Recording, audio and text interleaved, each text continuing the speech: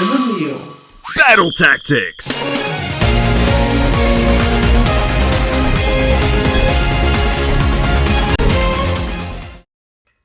Welcome! So while I will be covering the other gunner setups on a matchup by matchup basis, today I will be focusing on my laser style, which as you see is a pretty uncommon setup. Now take a look at this matchup chart that I put together. All characters are roughly ordered, so if you see any good matchups for your main, consider picking up gunner. Alright, now let us begin.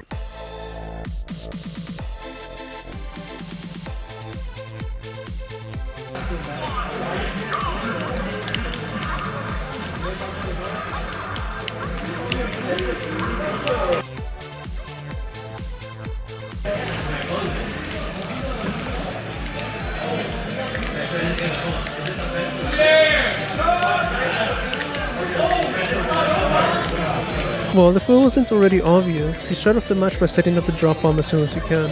And even if it gets shielded, it confirms into a free grab, which you can follow up with nair, unless they're at high percentage, but up until 40% I think you can get the nair in if you know how to instant double jump. Anyway, so after the combo isn't true anymore, you're gonna have to start back throwing and forward throwing with the laser follow-up. Sometimes you will have to double jump and laser, or sometimes you can just do it normally. Now things get a lot more interesting if the drop bomb hits, since it can almost combo into imagination, and you could also go for drag down shenanigans. Okay, so the best place to set up is about right here. But when fighting faster characters, you're going to have to set up here instead, just in case they start off the match by rushing us down. So this is what it would look like. You just, at the beginning of the match, drop down, drop bomb. And then if they're playing a faster character, jump backward, drop bomb. Simple. So ideally from this position, you want to slowly inch your way towards them and force them into the corner. And so hopefully you get them into an edge guarding situation. Now my favorite way to start off a match is to use lasers and then set up the drop bomb. Though I don't recommend doing this against faster characters since they'll probably close the gap in before you can set up the drop bomb. Alright, let's talk about the stealth burst now. So while this is a skill check move, our main use after they learn the matchup is to catch landings and tags. Though we will also be using this to hit an opponent as they try to hit the drop bomb.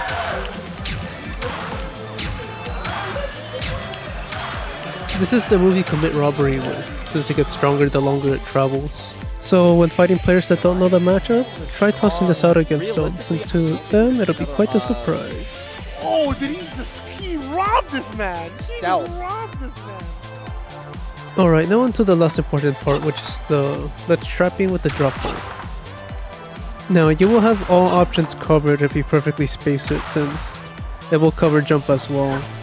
Though one thing to note is that if you badly space it, some creatures will be able to jump over it for free, so it's really important that you'll be able to space it as close to the ledge as possible. But there is some leeway against some characters. So some characters, even if you badly space it, say Bowser or Donkey Kong, they'll probably get hit by it anyway if they try to jump. Oh, by the way, they can't even get up attack it either, they just blow themselves up. That is if you perfectly spaced it.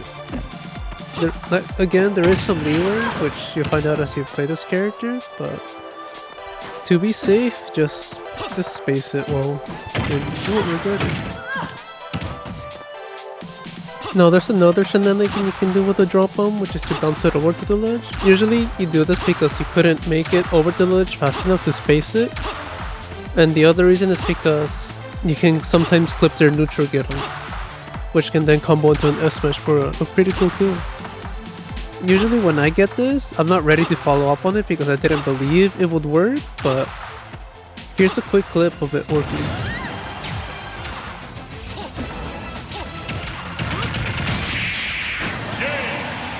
It's cool when it works. Okay, so the most common way to get a kill with this setup is with up tilt, which can conveniently combo off the drop bomb. So for better or for worse, I often get people at a percentage where drop bomb kills. So if you don't get a opportunity to kill them with a smash attack or a tilt attack, then this is how you're gonna kill them eventually. And then at this point, anything you do is gonna kill them. Alright, I think you guys have seen enough, so I think it's about time I actually show you how all of this plays out. And so I will be showing you two opponents today. So the first one has never seen a Mii Gunner in his life, and the second one actually has fought me several times before. Okay, so this here is Hammer Bro. He's PR'd in Tennessee, and he came over to California for a single day. So knowing this, I already know I'm gonna be able to get away with more stealth bursts than usual. So there are three main rules that you need to follow. The first one is if they do not approach you, you laser them. And here he got put into a tech situation, so you bet I'm testing out that stealth burst. So when they get close like this, you just back off and then just reset with drop them again.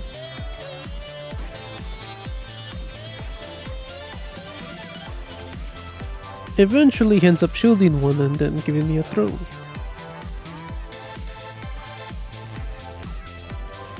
One thing to notice is that you can abuse the speed of an uppie in order to escape certain situations, though only really do this against slow characters, since fast ones will catch you no matter what sometimes.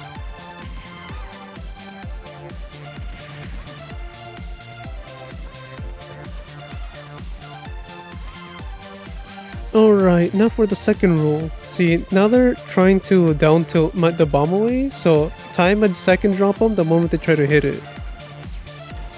Now here he kinda just takes that stealth burst, which I was completely unexpecting for him to get hit by.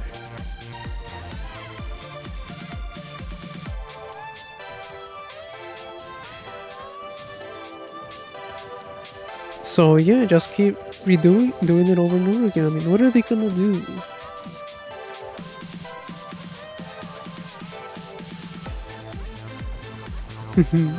And then when they get close, just go over to the other side and just keep doing it. So this is a very tedious but quite effective strategy, if I do say so myself. Especially so on our good matchups.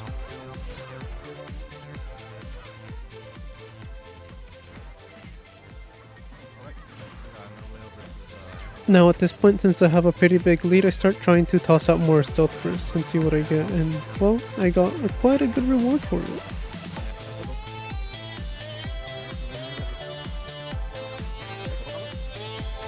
Another stealth burst to catch the landing.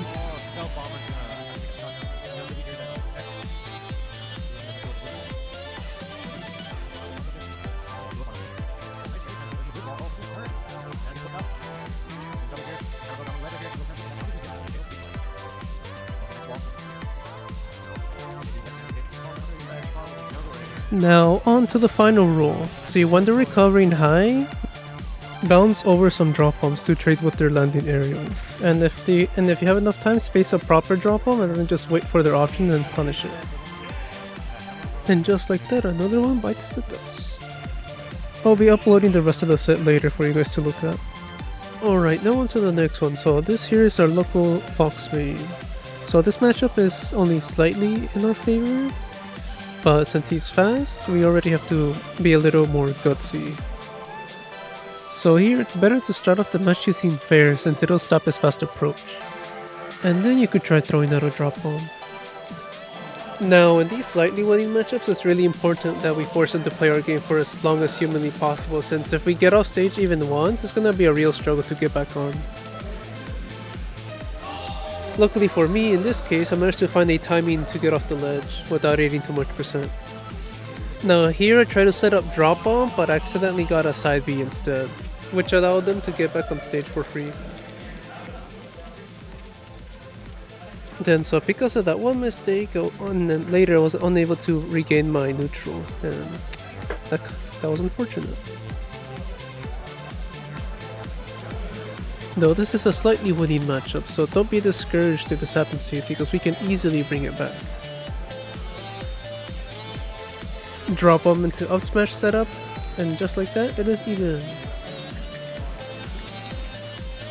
Alright, the neutral continues as how you would probably expect it to.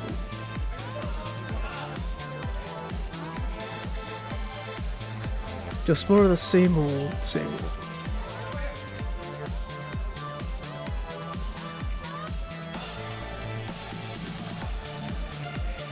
Okay, so here I let go of my shield too early like a fool. It's fine, it's not over yet. You see, as long as there's time on the clock still, there's no reason to change the way you play. Just get as much easy damage on them as you can.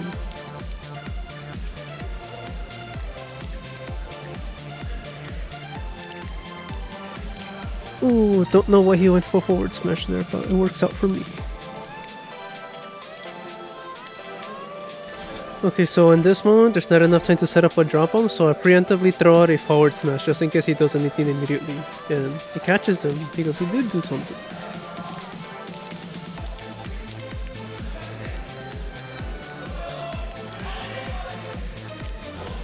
Then the drop bomb here really made him hesitate on what to do, which allowed me to re-establish neutral, which is exactly what I wanted and needed in this moment.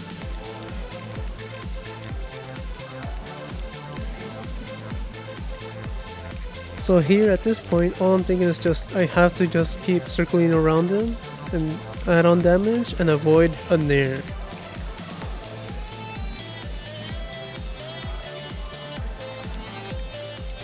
He shielded drop bomb, giving me a free grab. Here, I could have probably ended his life, but I misspaced my drop bomb, which almost cost me the game.